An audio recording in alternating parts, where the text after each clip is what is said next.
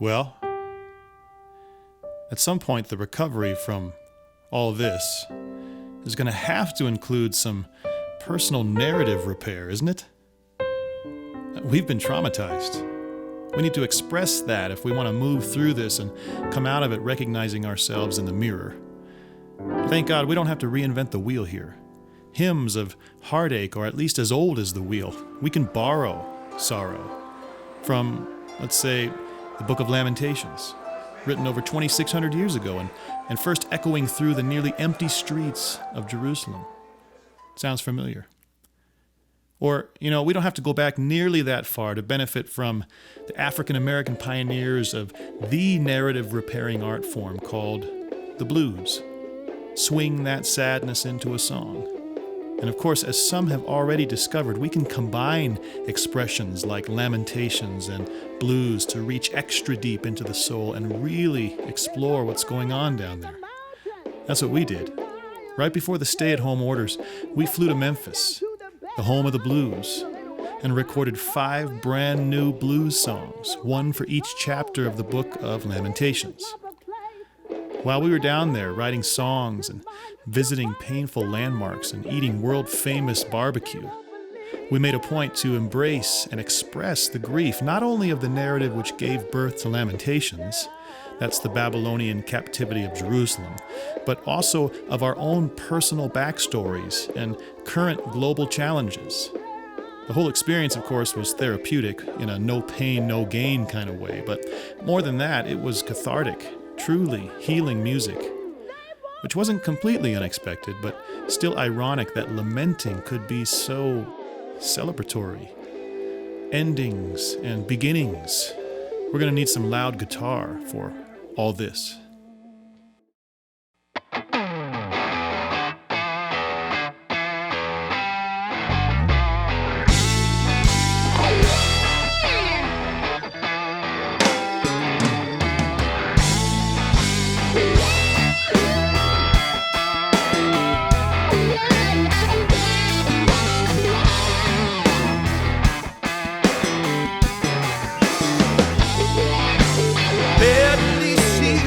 At night, the tears have stained her cheeks. I'm frightened for her.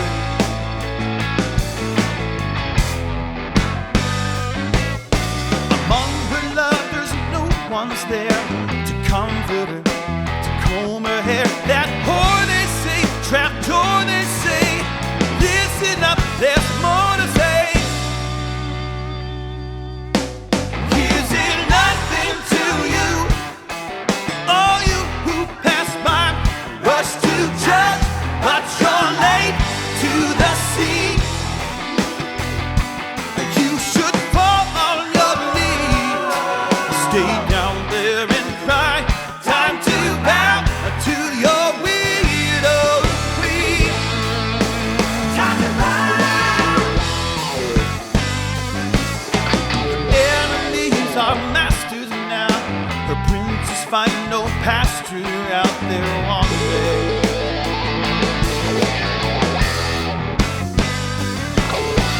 Heaven's fire's in her bones, and no one's there to hear her groans. Don't stare at her and beware of her. Who of you is fair as her? Is it nothing to you? All you who pass by rush to judge, but you're late to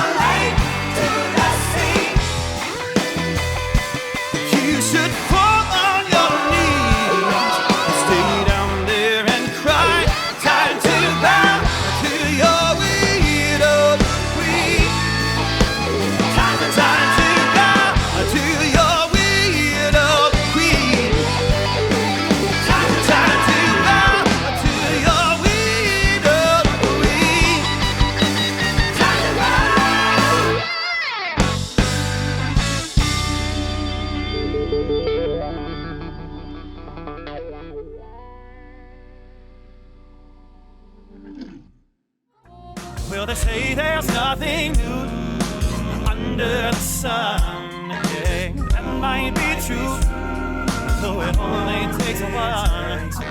And they just might be singing my song long after I'm gone. God chose this hill, this barren hill, to sign his eternal alliance with his future people. Because when Abraham comes here, there is no such thing as Israel. When you think about it, there is also no such thing as monotheism. Okay? Abraham is the first monotheist recorded in history. Now you're standing on Mount Moriah. Over there is the Mount of Olives. Okay, this is the Mount of Olives. All of those hundreds of thousands of graves are Jewish graves on that side. Okay. Now, I'll be honest with you, I used to think that Holy Land was something that tour operators came up with as a phrase, to get people to go. I thought it was like a marketing slogan. I was so surprised to see that it's in the Bible. And the Lord will take possession of Judah as his inheritance in the Holy Land and will again choose Jerusalem. That's not a marketing slogan that's made up. That's the way the Bible itself describes this particular place. God chose this place as his holy land to be the center of the place where he enacts out his wonderful, glorious plan of the ages. This over here is the Garden of Gethsemane. Okay, you see those the olive trees? We can't say there's no truth or no lies upon further inspection. We can't say we're all wrong or all right, or we have no connection.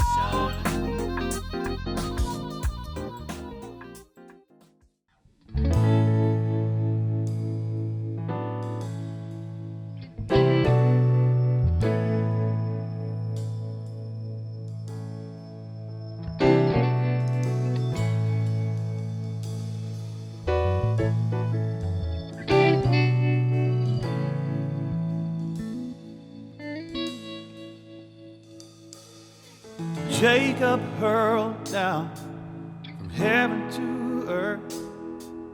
The dawn has withdrawn its morning light. Like an enemy, the Lord has let the city burn and spurred both king and priest. The end is in sight, people. More.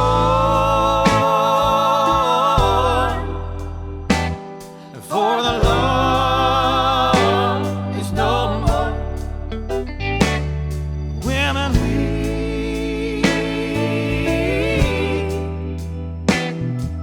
we've sown, now we'll reap.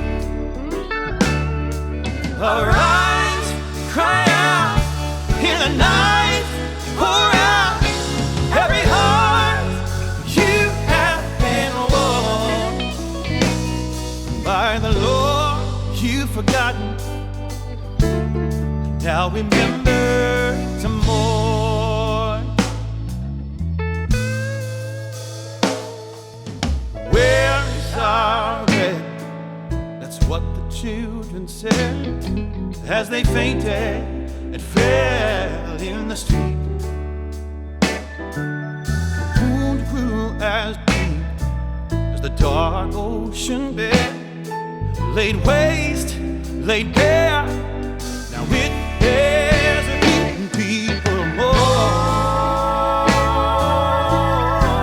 You better more, better more. For the Lord is no more. Women weep.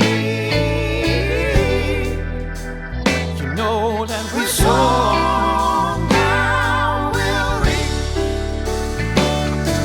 Arise, cry out in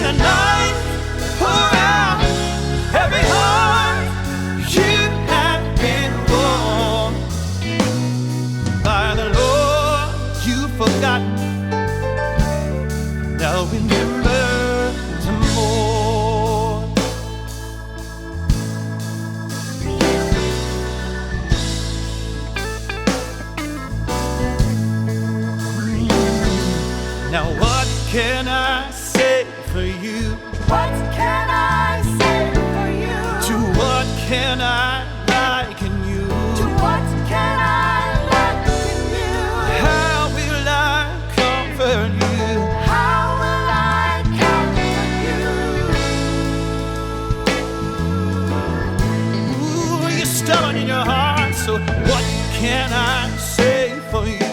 What can I say for you? To what can I liken you?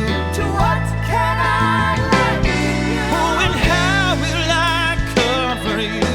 How will I comfort you?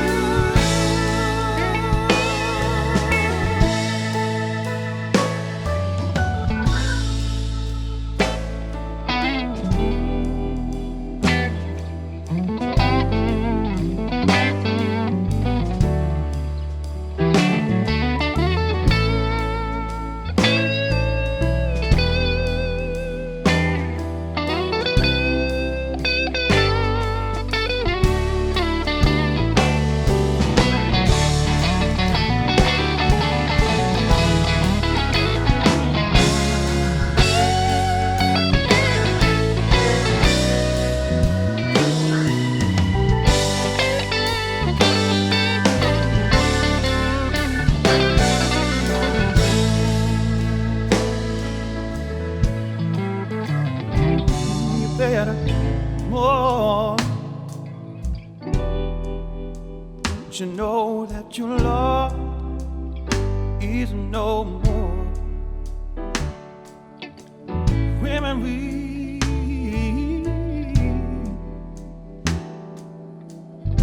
for we sow now we'll reap, we're gonna reap people more people. For the Lord is no more. Put yourself above the Lord, oh yeah.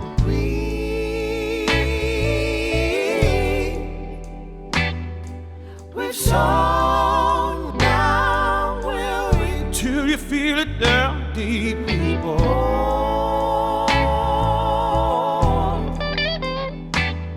For the Lord is no more.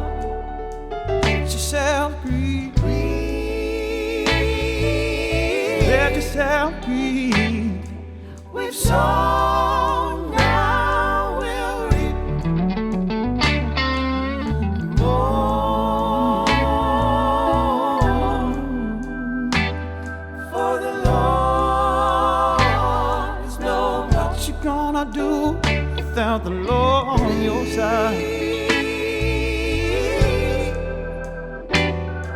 We've sown, now we'll reap. So arise, cry out in the night, pour out every heart you have been won by the Lord. You've forgotten. Now remember to more. Remember to more. Don't forget to cry out loud. Feel it down deep, fall down in a heap. Feel it down deep, fall down in a heap.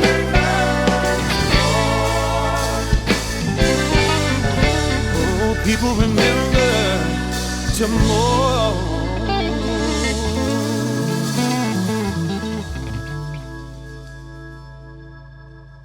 So we're bouncing back and forth between Memphis and Jerusalem while we're lamenting here, and it's interesting what these two cities have in common.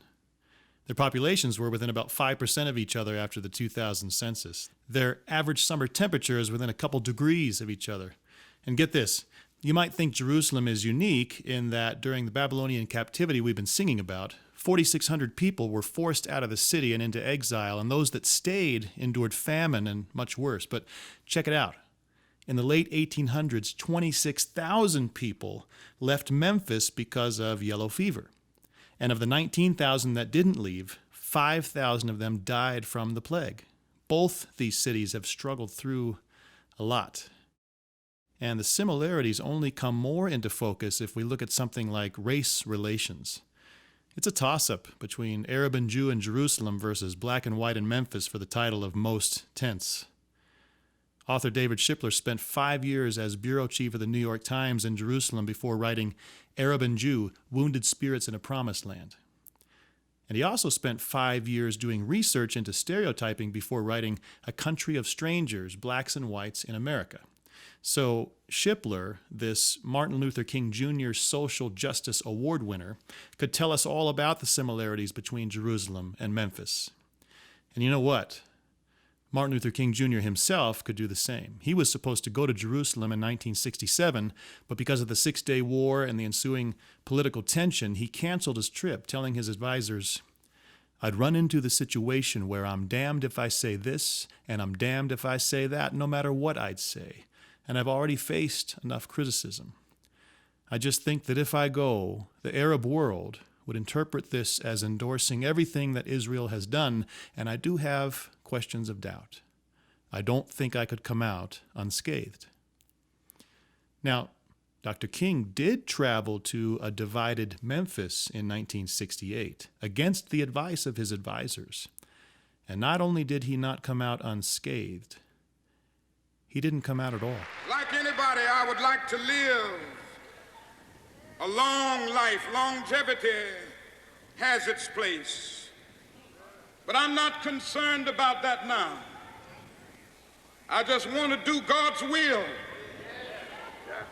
And He's allowed me to go up to the mountain. And I've looked over and I've seen the promised land. I may not get there with you, but I want you to know tonight that we as a people will get to the promised land.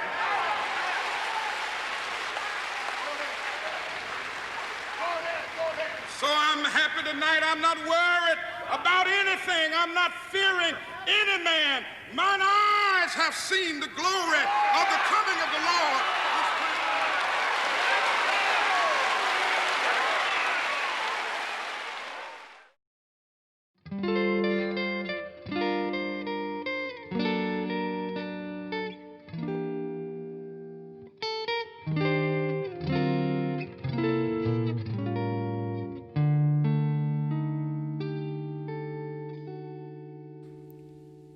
I'm a man who's seen affliction by the rod of my Lord's wrath. He has driven me away from light and peace. He has broken and besieged me, darkened every path, weighed me down in chains with no release. I'm a laughing stock. They mock me in their songs. All day long they mock me in their songs.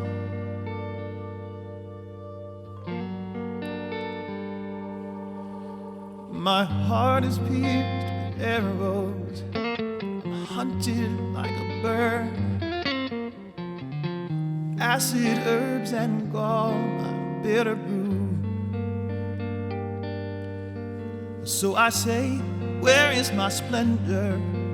All I've hoped for from the Lord. You know I pray, but not one prayer has made it through. Oh, I'm a laughing stock. They mock me in their songs. All day long they mock me in their songs. I can hear their talk. All they do is talk. People love to talk and mock me in their songs.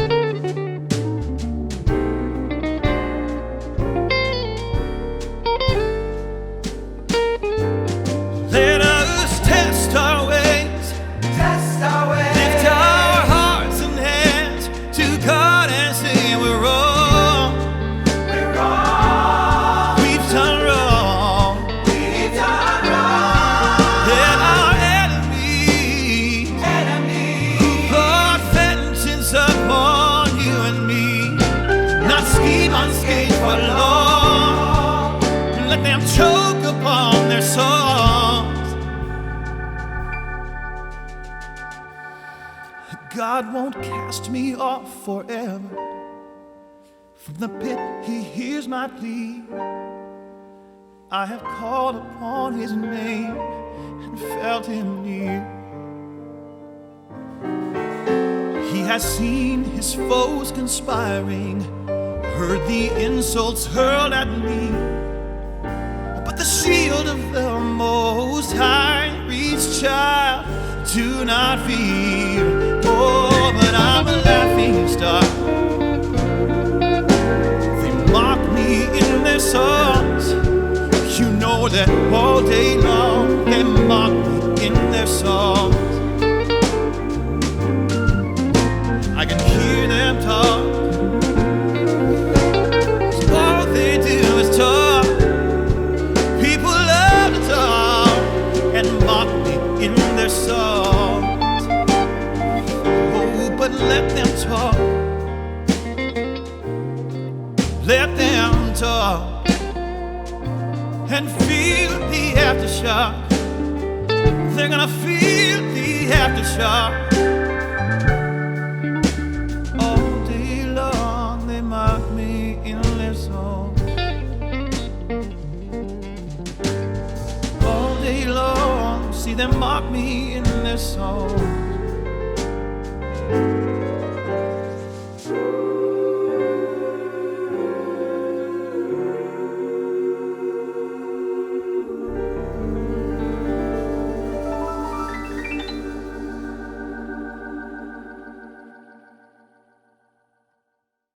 I didn't know if I'd make it back to this place. It's almost like bringing the little old lady home again.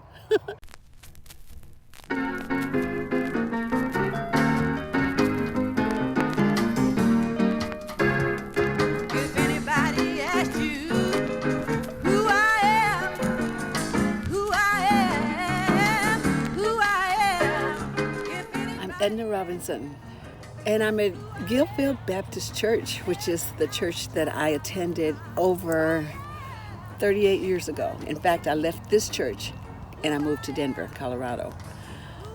There are a lot of memories here for me.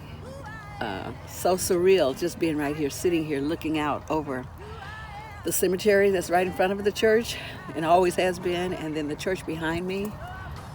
Oh, wow. Some of my best moments and some of my worst moments happened right here in this church. I came here because I was married, because I got married, and this was his home church. So that's what brought me here. 3 years later, I found out there was infidelity on my husband's part, and my two best friends, my closest friends at the time, were part of that. And that hurt. That hurt. I mean, I cried so many tears here at this church, trying to decide, what do I do? What do I do? I hadn't had to deal with that before. Do I stay? Do I go? Do I overlook it? You know, like his parents had done, unfortunately. But do I just, what do I do? So I had many tears that I cried in this church. My tears are probably still there on the floor. I'm telling you, I cried that many tears. I wailed, I lamented, I hurt. My heart hurt because I was disappointed. I came from a family where my parents had been married all their lives. My mother was married young, and I thought that's what marriage would be and should be. But I knew that I could not and would not tolerate the pain of being married to a man that was not faithful to me. Looking back at this church that I sang in so many years, I directed the choir in, the people that I still have in my life, some are still a part of this church. So that's the joy in it all. But the pain comes in, how many days did I walk? How many times did I walk away with tears in my eyes? How many times did I walk away feeling defeated and feeling hurt because my friends, my closest friends, had hurt me? How many times? I don't know. It hurt so bad. So I think that's a part of my emotion right now, is because I feel good about being here, but I feel sad because I had so much hope for that time of my life. I wanted to be here forever, I think.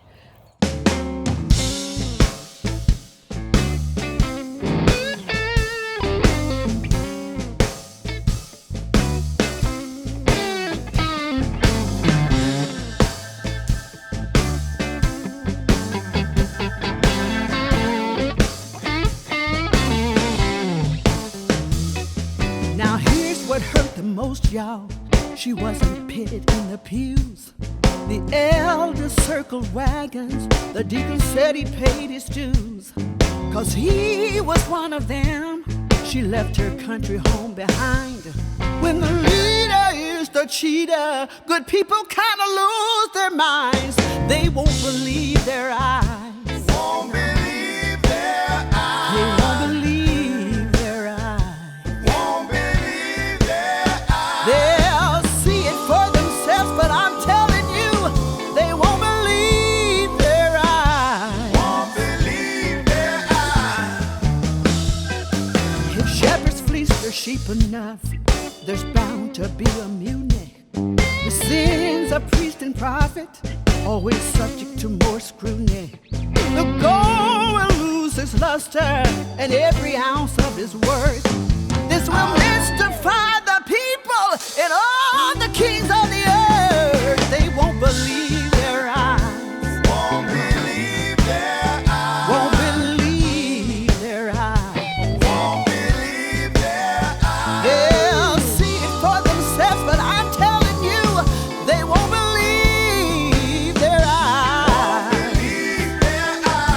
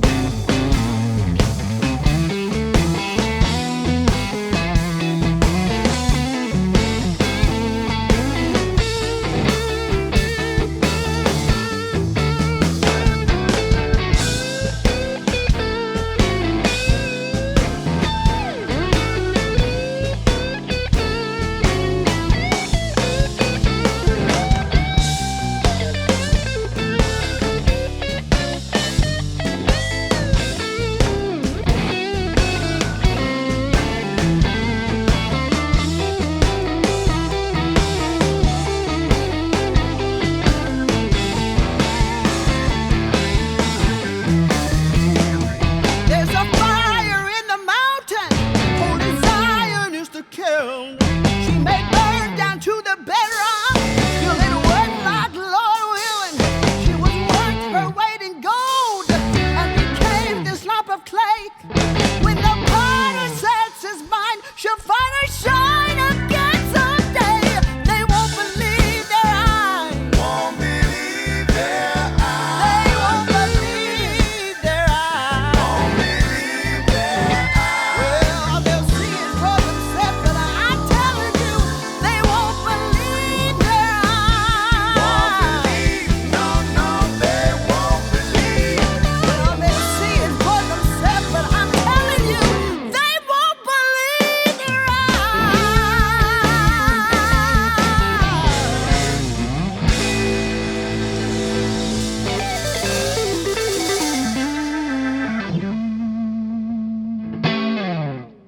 So, we're in Memphis. We're recording 5 laments, kind of in traditional blues style or blues-infused music. Starting the day off at the Blue Plate next to this, what did you call this, Matt? It's a Monish. Monish? It's Monish. This is a Memphis staple. This is the Blue Plate Cafe. It's open from 7 to 2 every day. They serve breakfast, and I hear they serve lunch. They say they serve lunch. Never had it. Nobody's ever had it. You come here for breakfast.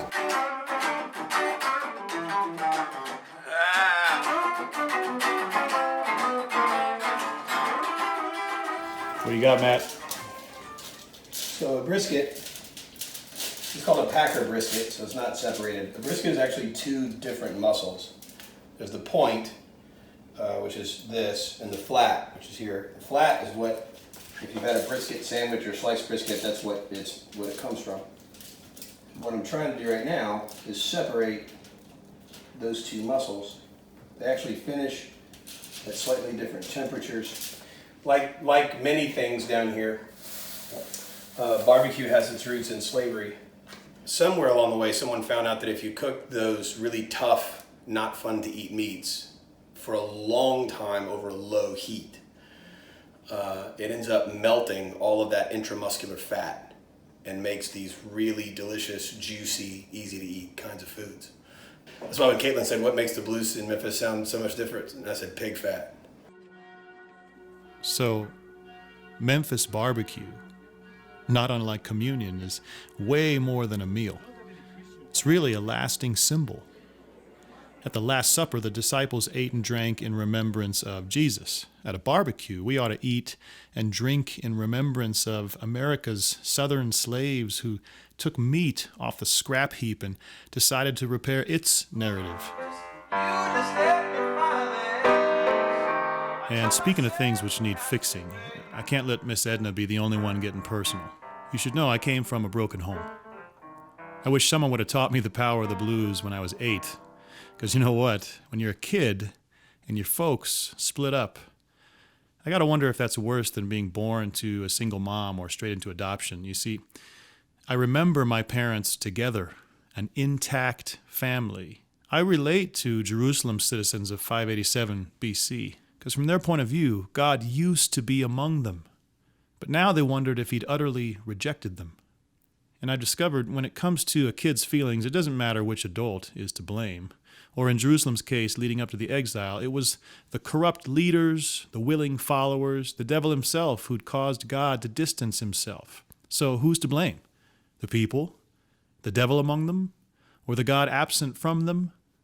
Who do we blame in a divorce? It doesn't really matter to the kid. When there was once a father figure in the family and then not, the kid's going to need therapy.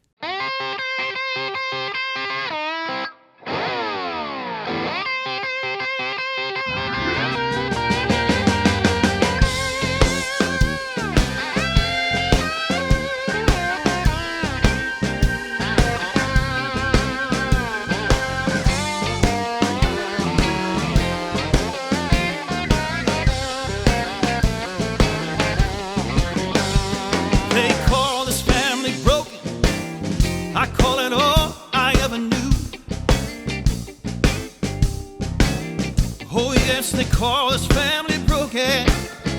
I call it all I ever knew. And if I'm damaged goods now, good and damaged because of you. No, my mama wasn't widowed. Can't go crying to your grave.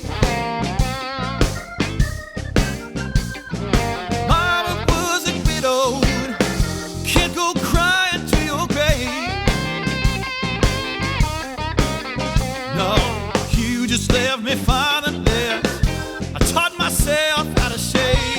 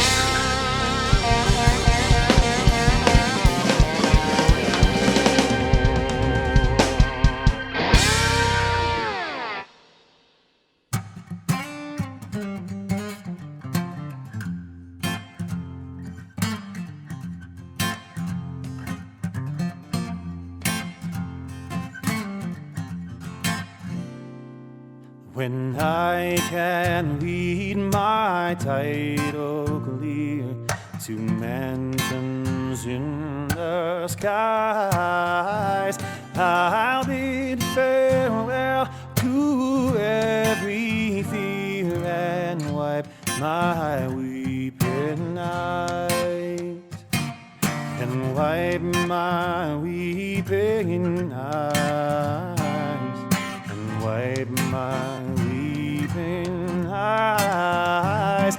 I'll bid farewell to every fear and wipe my